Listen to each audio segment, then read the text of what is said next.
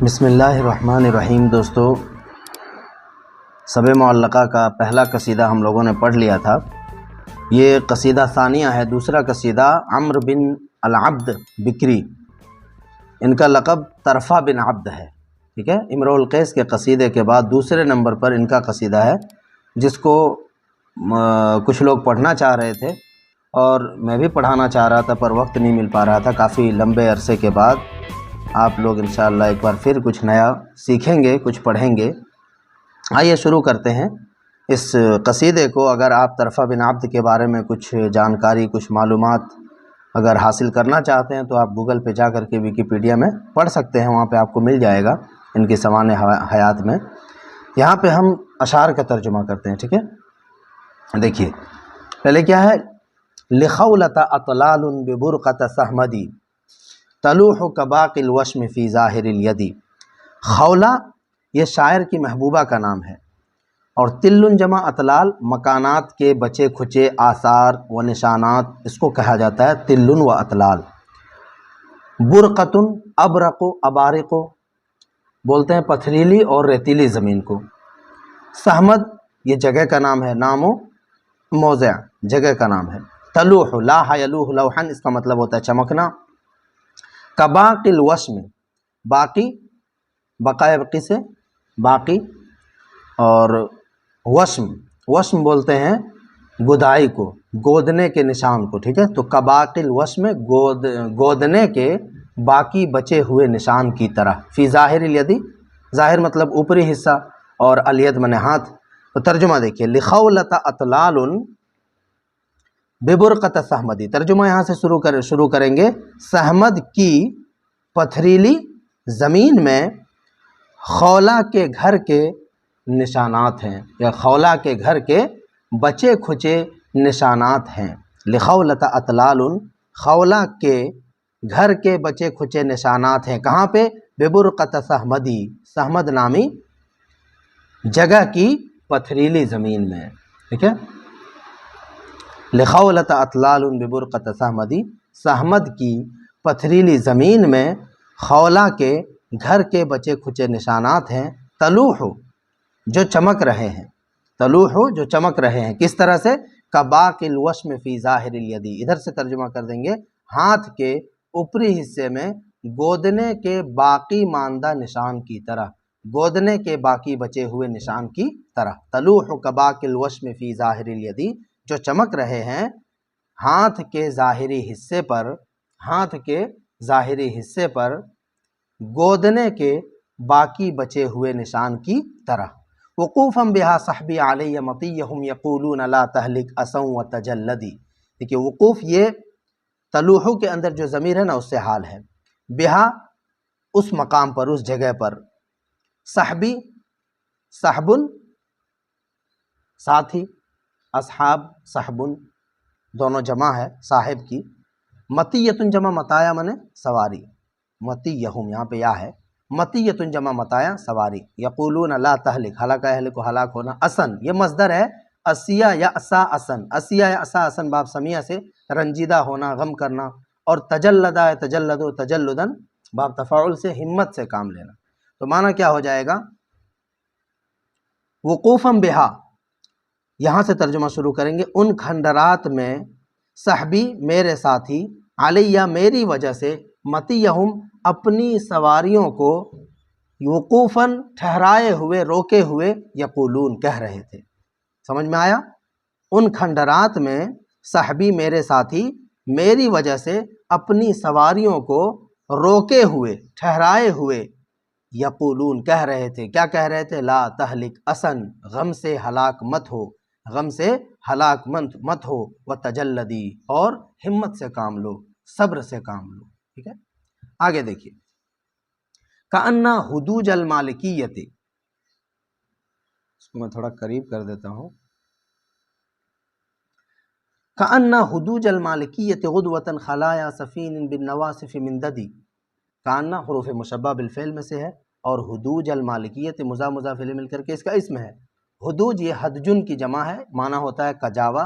اور المالکیہ، المالکیہ کس کو کہا گیا ہے؟ قبیلہ بنو مالک کی ایک عورت مراد ہے اس سے، ٹھیک ہے۔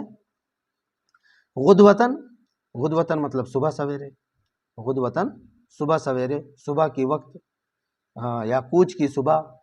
خلایا سفین، خلیتن کی جمع ہے خلایا، بڑی کشتیاں، بڑی کشتی، خلیتن جمع خلایا بڑی کشتی، اور یہ سفینہ کی یہ جمع ہے سفینن، اس کا معنی بھی کشتی ہے، تو ایک کا معنی بڑی کر لیں گے اور ایک کا معنی کشتی کر لیں گے۔ بن نواصف من ددی، ناصفتن کی جمع ہے نواصف، پانی بہنے کی جگہ، دھار، وسیع اطراف، اور دد یہ وادی کا نام ہے، ٹھیک ہے، یہاں پہ دیکھ رہے ہیں نام و وادی، وادی کا نام ہے یہ۔ ترجمہ کیسے ہوگا؟ ترجمہ یہاں سے شروع کریں گے۔ غدو کأن حدوج المالکیت غدوتن، کوچ کی صبح، کوچ کی صبح، محبوبہ مالکیہ کے کجاوے، گویا کہ خلایا سفین، بڑی بڑی کشتیاں ہوں۔ کوچ کی صبح محبوبہ مالکیہ کے کجاوے ایسے معلوم ہو رہے تھے جیسے کہ خلایا سفین، بڑی بڑی کشتیاں، کہاں پہ؟ بن نواصف من ددی، وادی دد کے نہروں میں، وادی دد کے نہروں میں، وادی دد کے وسیع اطراف میں۔ کأن حدوج المالکیت غدوتاً، کوچ کی صبح محبوبہ مالکیہ کے کجاوے ایسے معلوم ہو رہے تھے، کأن کی وجہ سے یہ ترجمہ کر رہے ہیں، تشبیہ ہے نا، اس لیے ایسے معلوم ہو رہے تھے جیسے خلایا سفین بن نواصف من دد، وادی دد کے وسیع اطراف میں یا نہروں میں بڑی بڑی کشتیاں۔ آگے دیکھیں، عدولیت او من سفین ابن یامن یجور بها الملاح طورا ویہتدی۔ عدولیت، یہ عدولیت یہ کیا ہے؟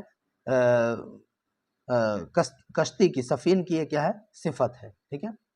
اور عدولیہ بحرین کا ایک قبیلہ ہے یا جگہ کا نام ہے جہاں کی بنائی کشتیاں بہت مشہور ہوتی تھی، عدولی کشتی کے نام سے۔ سفین ابن یامن، ابن یامن یہ ایک عدولی آدمی تھا جس کا نام ہے یہ ابن یامن، اس کی بھی کشتیاں بڑی مشہور تھی، یا کشتیاں بنانے میں یہ بڑا مشہور شخص تھا۔ یجور، جار یجور جورن، اس کا مطلب ہوتا ہے ٹیڑھا لے جانا، ٹیڑھا کھینا، ناؤ کھینا، کشتی کھینا، ٹیڑھا لے جانا، راستے کا پتہ نہ چلنا۔ ملاح، ملاح بولتے ہیں کشتی چلانے والے کو، ناخدا کو۔ تورن، تورن جمع اتوار، مطلب ہوتا ہے کبھی، ٹھیک ہے، کبھی کبھی یا کبھی، دفعہ۔ یہتدی، اہتدا یہتدی مطلب سیدھا لے جانا۔ ترجمہ دیکھیے، عدولیتن، وہ کشتیاں عدولی ہیں، او من سفین ابن یامن، یا ابن یامن کی بنائی ہوئی کشتیاں ہیں۔ عدولیتن، وہ کشتیاں عدولی ہیں یا ابن یامن کی بنائی ہوئی کشتیاں ہیں۔ یجور بها الملاح طورا ویہتدی، کبھی ملاح ان کشتیوں کو ٹیڑھا لے کر کے جاتا ہے، ویہتدی، اور کبھی سیدھا لے کر کے جاتا ہے۔ یجور بها الملاح طورا، کبھی ملاح ان کشتیوں کو ٹیڑھا کھیتا ہے، ٹیڑھا لے کر کے جاتا ہے، ویہتدی، اور کبھی کبھی سیدھا لے کر کے جاتا ہے۔ اس کے بعد دیکھیے، یشق، یہاں پہ یا چھپی ہوئی ہے، یشق حباب الماء حیزومھا بہا کما قسم التراب المفاعل بالیدی۔ پہلے معنی دیکھ لیجئے، شق یشق، شقن اس کا مطلب ہوتا ہے پھاڑنا، اور حباب، حباب بولتے ہیں پانی کی سطح پر نمایاں ہونے والی لکیروں کو، موج کو، چھوٹی چھوٹی لہروں کو بولتے ہیں حباب۔ ماء جمع میاہ، پانی، حیزوم، حیزوم جمع حیازیم مطلب ہوتا ہے سینہ، ٹھیک ہے، حیزوم جمع حیازیم، سینہ۔ بہا، یہ جو ضمیر ہے کدھر لوٹ رہی ہے؟ نواصف کی طرف لوٹ رہی ہے، یعنی وسیع اطراف میں یا نہروں میں۔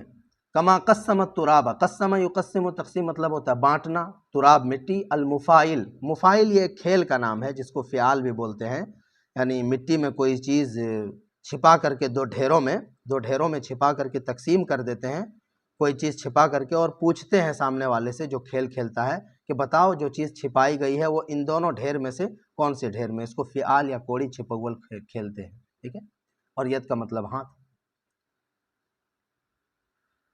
تو ترجمہ دیکھیے، یشق حباب الماء حیزومھا، یہ جو ضمیر ہے کشتیوں کی طرف لوٹائیں گے، ٹھیک ہے، کشتیوں کا سینہ، یشق حباب الماء حیزومھا، اس کشتی کا سینہ یا کشتیوں کا سینہ پانی کی لہروں کو، پانی کی موجوں کو پھاڑ رہا ہے۔ اب یہاں کما آ گیا تو ترجمہ اس طرح سے لگا سکتے ہیں یہاں پہ کہ اس مقام پر، یعنی نواصف میں، وسیع اطراف میں، نہروں میں، بہا، نہروں میں، وسیع اطراف میں، کشتی کا سینہ یا کشتیوں کا سینہ پانی کی موجوں کو اس طرح سے پھاڑ رہا ہے جیسے کہ قسم الترابا، مٹی کو بانٹتا ہے، مٹی کو دو حصے میں تقسیم کر دیتا ہے۔ کون؟ فاعل، المفاعل بالیدی، ہاتھ سے تقسیم کر دیتا ہے۔ کما قسم التراب بالید، جیسے کہ مٹی کو ہاتھ سے بانٹ دیتا ہے، دو حصوں میں تقسیم کر دیتا ہے۔ المفاعل، مفاعلہ کھیلنے والا بچہ، جس طرح سے کہ مفاعلہ کھیلنے والا بچہ ہاتھ سے مٹی کو دو حصوں میں تقسیم کر دیتا ہے۔